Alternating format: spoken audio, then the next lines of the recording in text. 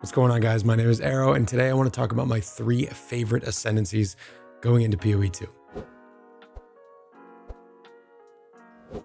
Now, we have so much information, but also so little. Every Ascendancy that we've been shown is about half of the total nodes that we're going to get. We have very little idea about skill gems. We have no idea about the numbers on skill gems. We don't know how strong things are going to be. So when you look at something that could be mechanically strong, the numbers could be trash. Something that is mechanically weak, the numbers could be really good. So take everything with a grain of salt, but I know we are all very excited for PoE 2. So I want to talk about 3 Ascendancies that got me really excited in the reveal. Number 1 is the Pathfinder. Pathfinder showcased a few different skills, one of them being the concoction skills where you throw bottles. That does not excite me at all. It looks a little bit clunky and it's just more buttons to press. My play style is I like to go fast, press very few buttons, and aim as little as possible. That is where the rest of this Ascendancy comes in. So number 2 on this list here is Contagious Contamination.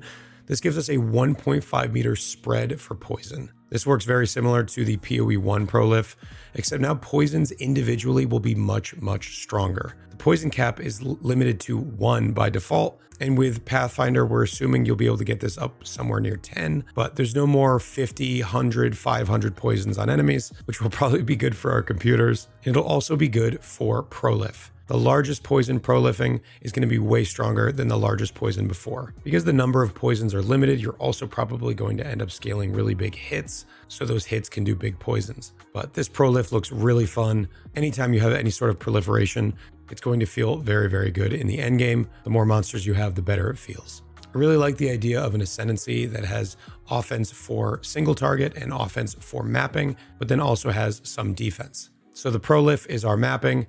Our single target is number 3, overwhelming toxicity. This doubles the number of poisons you can inflict on enemies with the downside of less duration. Doubling the number of poisons means if you have 1, you go to 2, but if you have 5, you go to 10.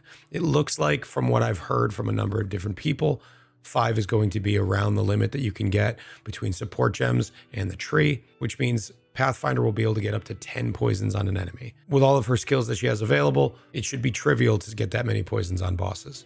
So the next 2 things are going to be the defense of the Ascendancy. Now, I know this is not traditional defense, but I'm not a traditional player.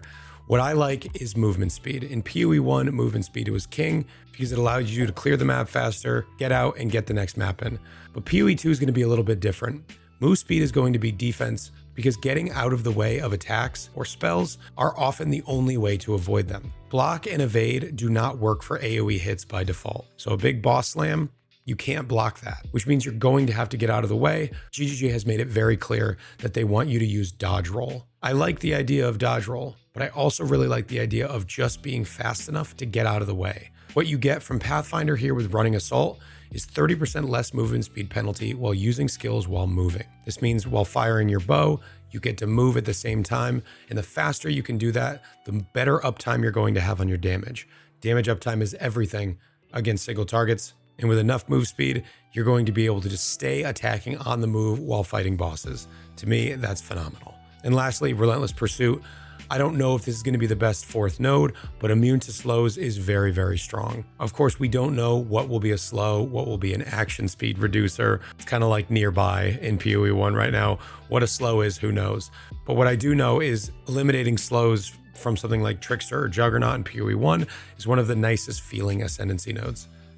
So I don't know if this is going to be the best next Ascendancy to take, with the rest to be revealed, but that is a nice defensive layer. All right, next I want to talk about the Stormweaver Sorceress. This gameplay is what really sold me. Lots of different spells going off at once. Things like Cast on Ignite look really fun. The way Cast on Ignite works is you have to ignite a certain number of times to build up basically to 100%.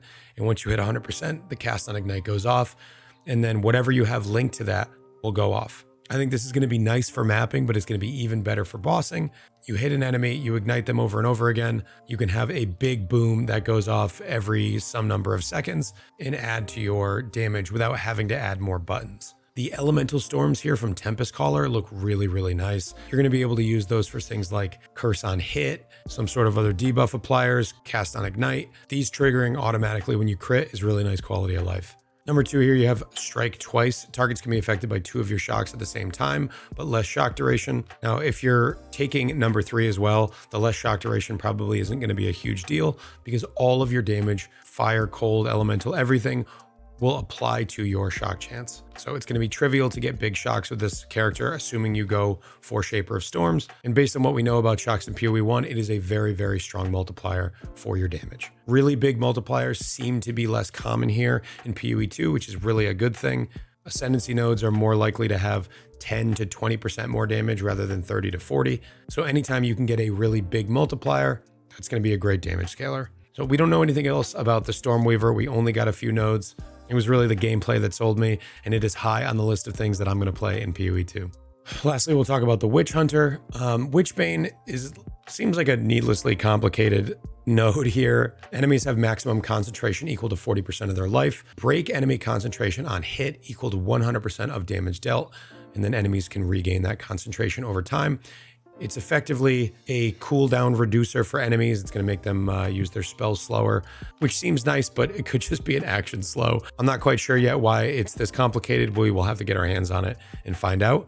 But that's not what excites me about the Witchhunter. So number 2 on this list is Judge, Jury, and Executioner. Decimating Strike allows you to chunk the enemy with the first hit on them. So I am assuming it's when an enemy is on full life, take some number between 0 and 30% of damage from that first hit. This is like a reverse culling strike, and anytime you have guaranteed life removal from an enemy, it's going to be very, very good against bosses. So 30% of their life is much, much more than 30% more damage because you don't know what sort of mods an enemy is going to have. Let's say you're all fire damage and that boss has 90 max fire res. Well, 30% more damage is not going to do that much for you compared to their total life pool. But if you can just cut 30% of their health, it'll be significantly better than just a damage multiplier. If a boss has multiple phases, like PoE 1's Shaper, that takes them back to 100% life, that means you get to use this each time you get to a new phase. There are also lots of benefits of having an enemy closer to low life. Things like punishment, I'm not sure if that's in the game in PoE 2,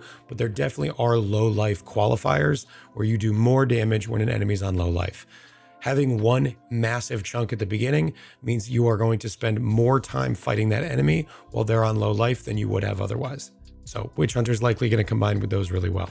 Number 3 is Obsessive Rituals. Sorcery Ward looks a lot like Elemental Aegis, but it comes with the downside of less armor and evasion. Now, if it's possible in a Witchhunter to get other sources of damage mitigation or avoidance, the armor and evasion downside won't be such a big deal. I'm not sure if you can block with a crossbow, but if you can, it's going to make the downside of this not so bad. If you can get Fizz taken as similar to PoE 1, it's going to make Sorcery Ward much, much better. So just like I was explaining with the Pathfinder, I like to have an Ascendancy that gives me a little bit of single target, a little bit of map clear, and a little bit of defense. In this case, we have huge single target from Judge, Jury, and Executioner. We have defense from Obsessive Rituals, and then we have map clear from number 4, Zealous Inquisition. This gives you 10% for enemies to explode, dealing 100% of their max life as physical damage. 100% of max life as Fizz is a huge amount of damage. And as far as we know, that Fizz can be converted to cold or chaos or whatever damage type you're doing. So when it comes to explode, the amount of the enemy's life that gets exploded as damage really will tell you how good the clear is going to feel. So to give you some examples, Impulsa in PoE 1 is 100% chance to explode, but only for 5% of their life. So you get more explosions, but they're much smaller. The explosion will be 1/10 of the time, but 20 times as strong. So provided there's 10 monsters in a pack, on average, you will explode one of them. Obliteration is 20% chance to explode for 1/4 of their life as chaos damage. Again, twice as common, but 1/4 of the amount of damage. Oriath's End is up to 30% chance to explode, but only 1/10 of their life. So 3 times as common, but 1/10 the damage. This should make it pretty clear that when this explosion goes off, it's going to do a lot of damage. I will definitely be playing this Ascendancy on League Start at some point. I am not sure which one of these 3 that I'm going to be starting. We're going to do some more theory crafting on stream over at twitch.tv/AER0__. Make sure to check me out. If you enjoy this type of content, like, comment, subscribe. I know there's a lot of PoE 2 content out there right now, so I appreciate you choosing to be here. Thank you so much for watching, and as always, take care.